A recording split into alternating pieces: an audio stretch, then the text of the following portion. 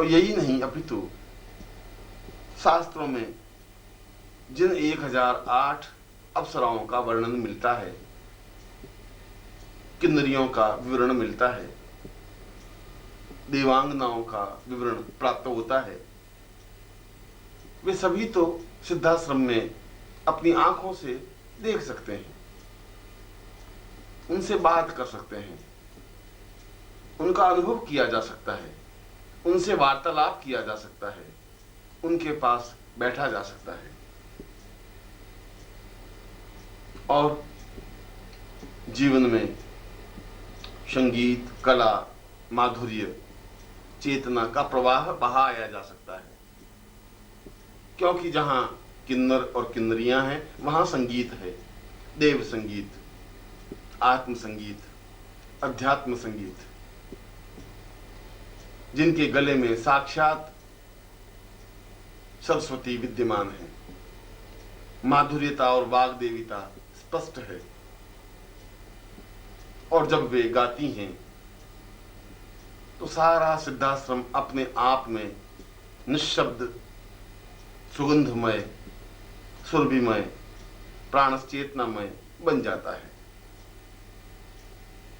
ऐसा लगता है कि जैसे हवा के माध्यम से संगीत अपने आप में गतिशील हो रहा हो और फिर इन देवांगनाओं के नृत्य, इन अप्सराओं की भाव भंगिमाएं, इन किन्नरियों के हाव भाव अपने आप में ही सिद्धाश्रम की शोभा को करोड़ करोड़ गुना बढ़ा देते हैं। पूरे सिद्धाश्रम में हजारों स्थानों पर इनकी उपस्थिति अनुभव की जा सकती है। इनकी खिलखिलाहट और मुस्कुराहट देखी जा सकती है। इनकी सहज हंसी और माधुर्यता अनुभव की जा सकती है, क्योंकि यहाँ किसी प्रकार का दुराव छुपाव नहीं है। आंखों में किसी प्रकार का मैल या गंदगी नहीं है। होठों पर किसी प्रकार की कटुता या वैर नहीं है। जो कुछ है वह सहज है, सरल है। जो कुछ है वह अपने आप में माधुर्य युक्त है।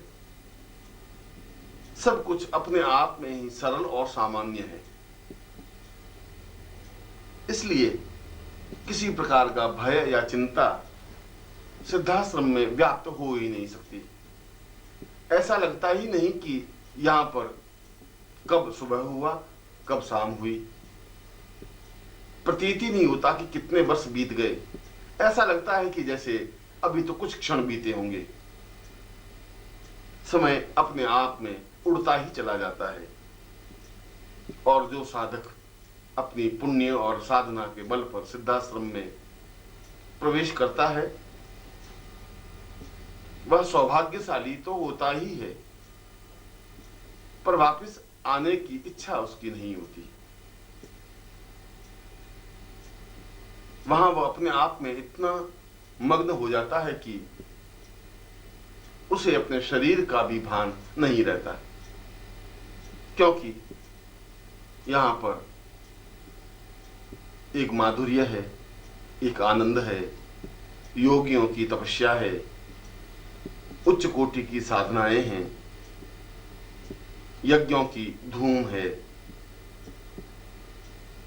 अप्सराओं के नृत्य हैं, किन्नरियों का संगीत है और चारों तरफ एक प्रसन्नता, एक आह्लाद, एक मुस्कुराहट, एक छलछलाहट, एक जीवन की उमंग, उत्साह और उमंग, प्राण चेतना और दिव्यता है।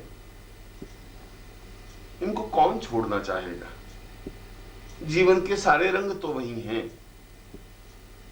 जीवन का सारा आनंद तो वहां चारों ओर बिखरा हुआ है,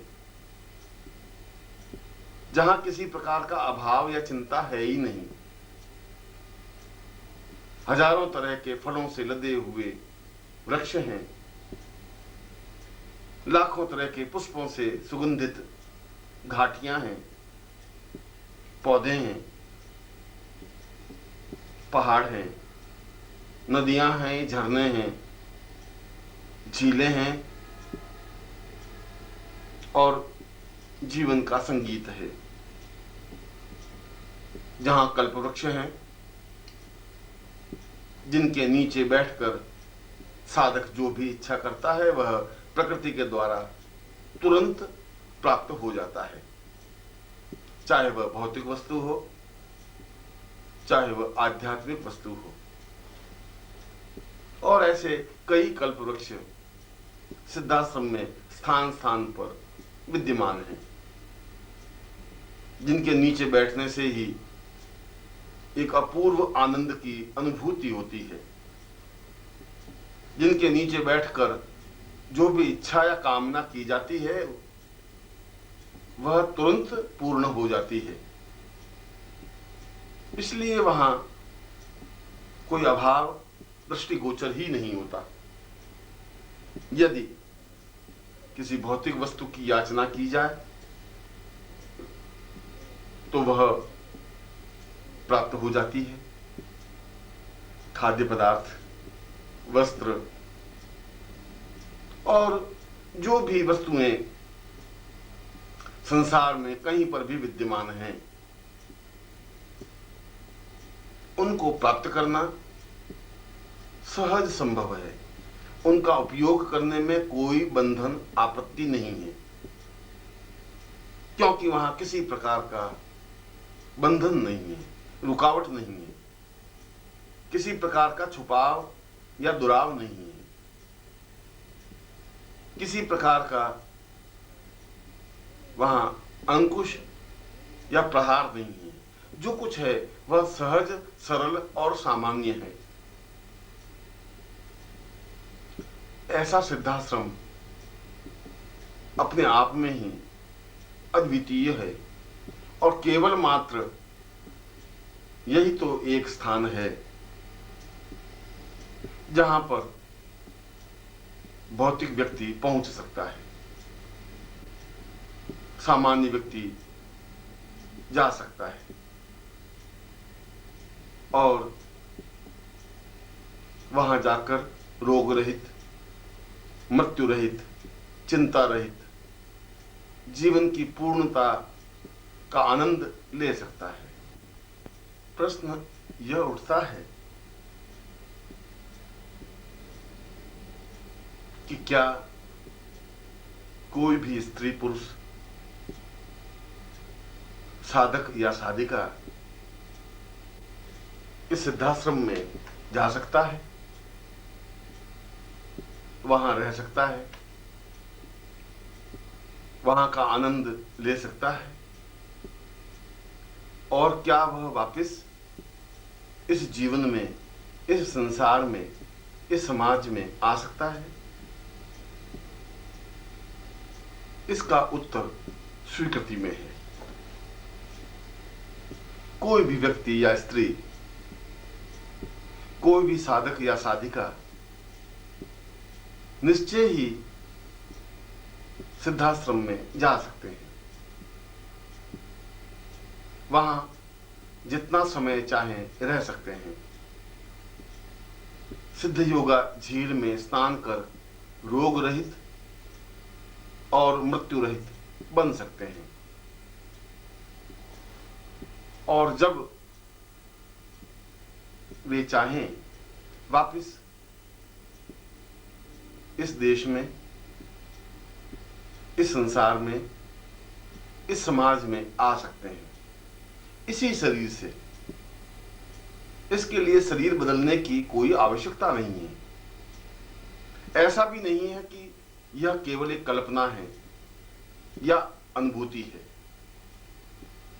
ऐसा भी नहीं है कि किसी सूक्ष्म शरीर या प्राण को ही वहां भेजा जा सकता है और यह शरीर यहीं बना रहे।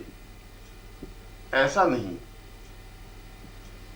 जो हमारा शरीर है, जितना हमारा आकार प्रकार है, इस पूरे शरीर को हम सिद्धाश्रम में ले जा सकते हैं, या दूसरे शब्दों में हम चलकर, गतिशील होकर सिद्धाश्रम में पहुंच सकते हैं।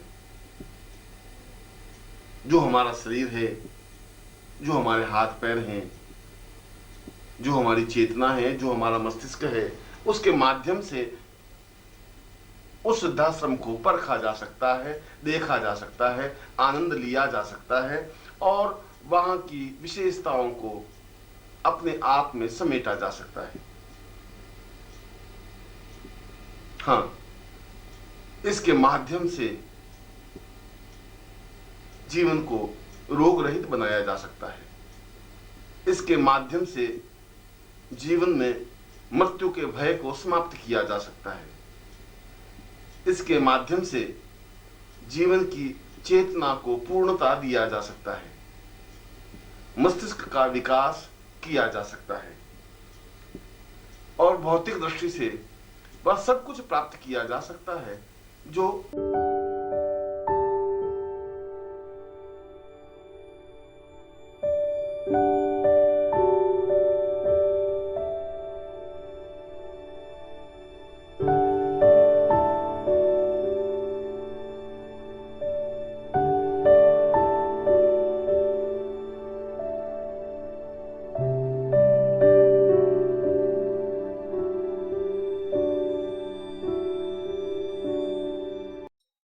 ओम परम तत्वाय नारायणाय गुरुभ्यो नमः। ओम ह्रीं मम प्राण देह रोम प्रतिरोम चैतन्य जाग्रय ह्रीं ओम नमः। ओम भूर्भुवः स्वः तत्सवितुर्वरेण्यं